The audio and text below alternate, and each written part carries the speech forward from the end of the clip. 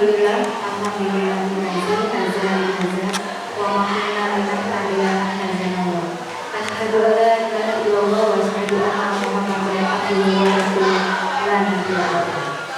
Rabbi shrah li sadri wa yassir li amri wa hlul 'uqdatam min lisani yafqahu qawli. Pertama-tama, marilah kita panjatkan puji dan syukur kehadirat Allah Subhanahu wa Ta'ala, yang mana Bapak Ibu kita sudah diberikan kesempatan untuk turut mendukung dari salah satu dan dua teman kita ini dalam program calon guru penggerak. Pertama-tama yang terhormat Bapak Kepala Sekolah kita, Bapak Ahmad Hadi Sumarko SPDMM, dan Ibu PKS Lapangan Standar, yang terhormat dan tersayang kepada Bapak Ibu Wali kelas 7 dan pengajar kelas 7. Untuk menyingkat waktu, kita akan dengarkan pemaparan diseminasi pelatihan diseminasi pendidikan guru penggerak yang bertema mewujudkan budaya positif sekolah melalui keyakinan kelas dan penerapan segitiga restitusi. Ini akan dibawakan oleh Bu Eka Marianti SPD MM dan Ibu Astuti Oktaviani MPD sebagai bentuk dari pembelajaran yang sudah berjalan selama beberapa bulan. Mungkin ilmu dari kedua CGP kita Sekolah SMP Negeri 19 ini akan membawa kebaikan, penambahan ilmu kepada kita semua di sini dan bisa nanti mengaplikasikan kembali kepada anak didik kita di kelas masing-masing.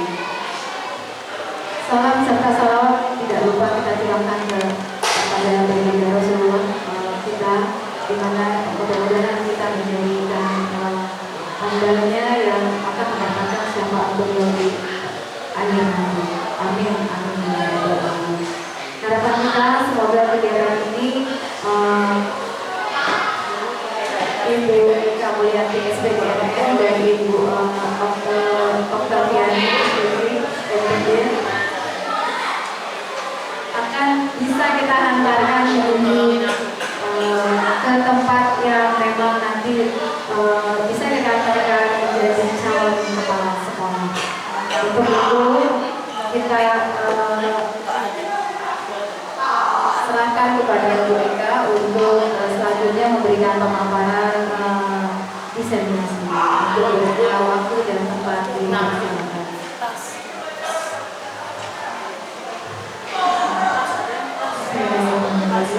Assalamualaikum warahmatullahi wabarakatuh. Terima kasih Bu Kopi untuk membuka kegiatan diseminasi hari ini. Terima kasih juga kepada Bapak Hadi Sumarko selaku pimpinan sekaligus pembina dan pendamping serta pembimbing serta penasihat bagi kami di sini semuanya. Terima kasih dan tak lupa juga ucapan terima kasih kepada teman-teman yang selalu bersama kita di sini. Bagaimana kita bisa memperjuangkan pendidikan atau sekolah kita menjadi sekolah yang bermutu, berkarakter dan menjadi hebat. Baiklah, tak lupa saya ucapkan puji syukur alhamdulillah bahwasanya saya bersama Bu Astuti bisa melaksanakan kegiatan ini. Kegiatan ini mungkin salah satu dari program pendidikan guru penggerak yang saya berharap Bapak Ibu yang ada di hadapan saya itu yang nanti akan melanjutkan perjuangan kita. Karena dengan program pendidikan guru penggerak ini adalah sebuah kolaborasi kesatuan visi untuk meningkatkan budaya sekolah yang positif. Maka kami mengambil salah satu judul dari sebanyak modul yang kami pelajari. Ini modul 1.4 adalah mewujudkan budaya positif sekolah sekolah melalui keyakinan kelas dan penerapan segitiga restitusi. Kenapa latar belakang kami mengambil judul ini adalah satu, mengingat bahwa kondisi budaya itu harus memang yang menjadi dasar bahwa kita harus adalah aset utama kita untuk meningkatkan prestasi sekolah kita. Dengan budaya positif, insya Allah akan menumbuhkan karakter-karakter kuat dari anak-anak kita. Di samping kita juga harus lebih dulu mengetahuinya. Sebelum anak-anak, kita harus paham dulu apa itu budaya positif. Baiklah, mungkin akan langsung aja. Tapi sebelumnya kita breaking dulu sebentar, ya. Habis kayaknya ngantuk ini, waktu istirahat. Coba kita berdiri sebentar. Sebentar ya, sebentar saja. Ya, mudah kok. Aku cerita yang mana? Iya. Tepuk satu, tepuk dua, tepuk semangat. Ayo.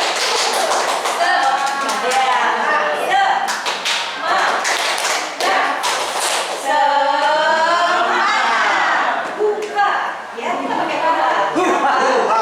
Buka, aduh, kayak gimana ya? Gak apa-apa ya? Ya. Tepuk satu, tepuk dua, tepuk dua, semangat.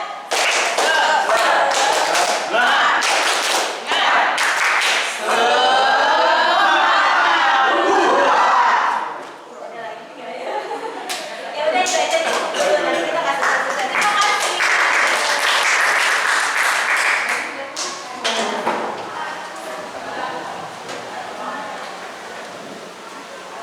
Baiklah, kita mulai.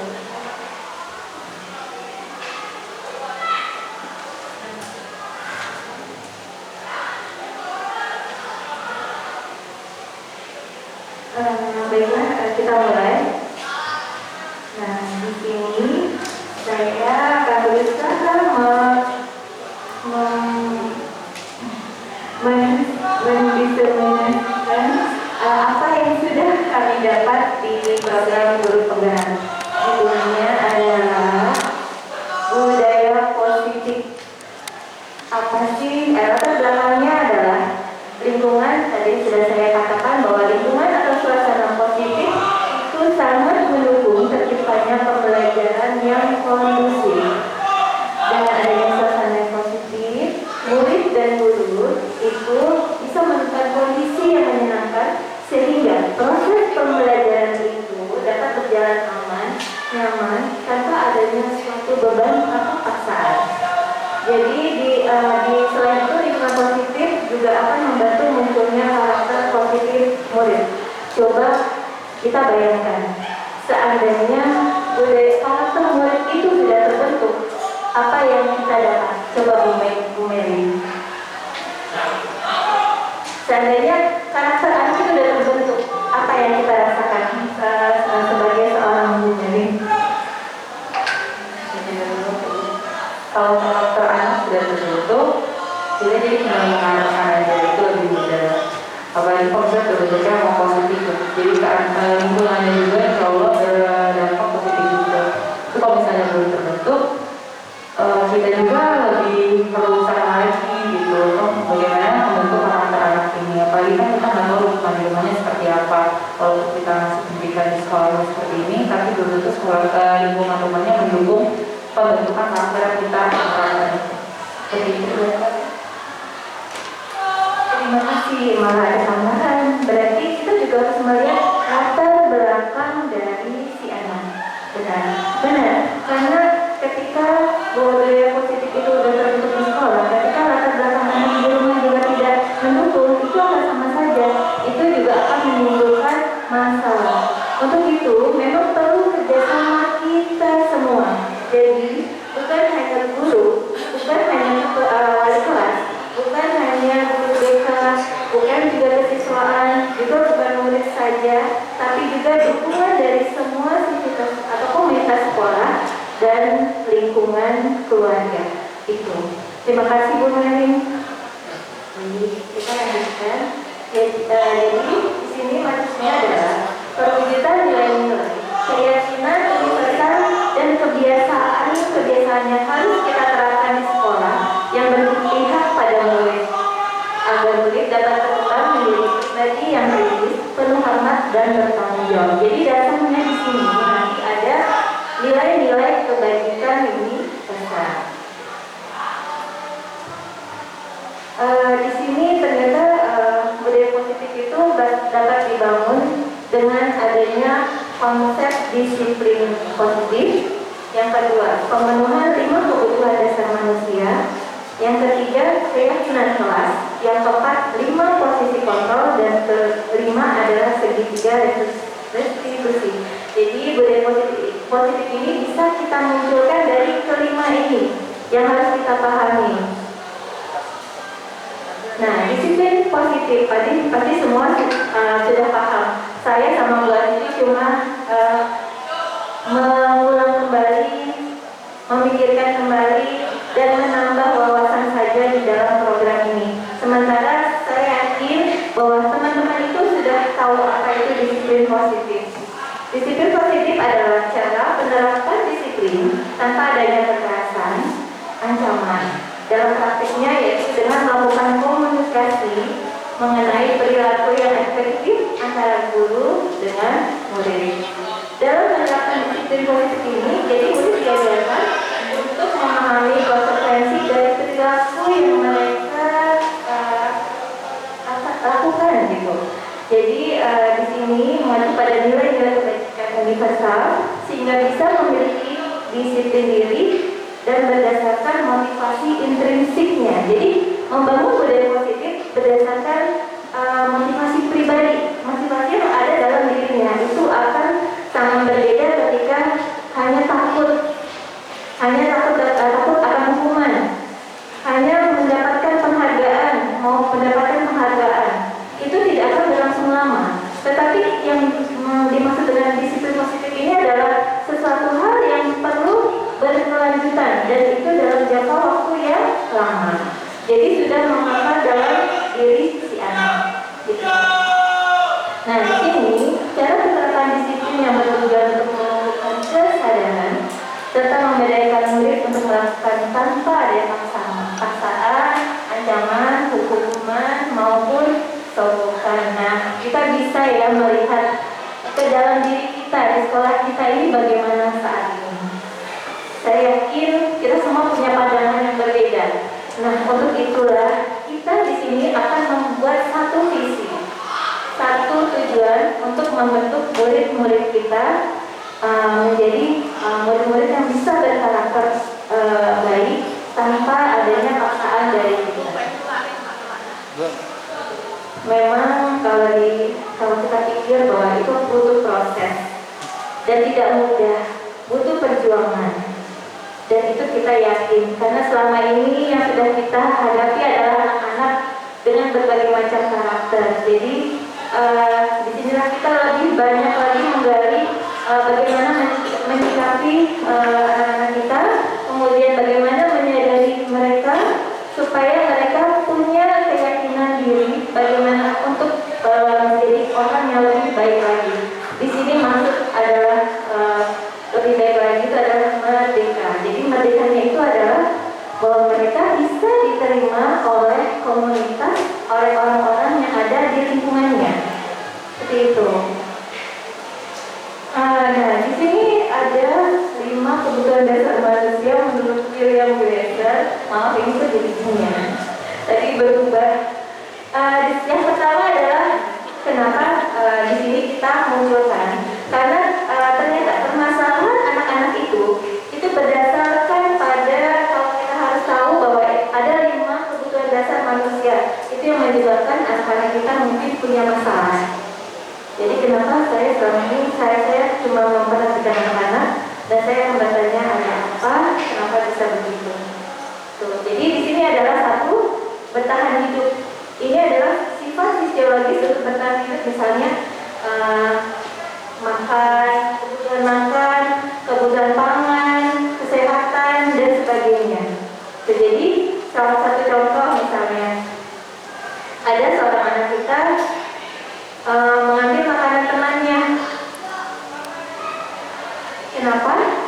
Karena mungkin jadi kita bertanya, jadi mungkin alasan untuk bertahan itu karena anak kita ini yang mengambil makanan ini tidak dibekali makan.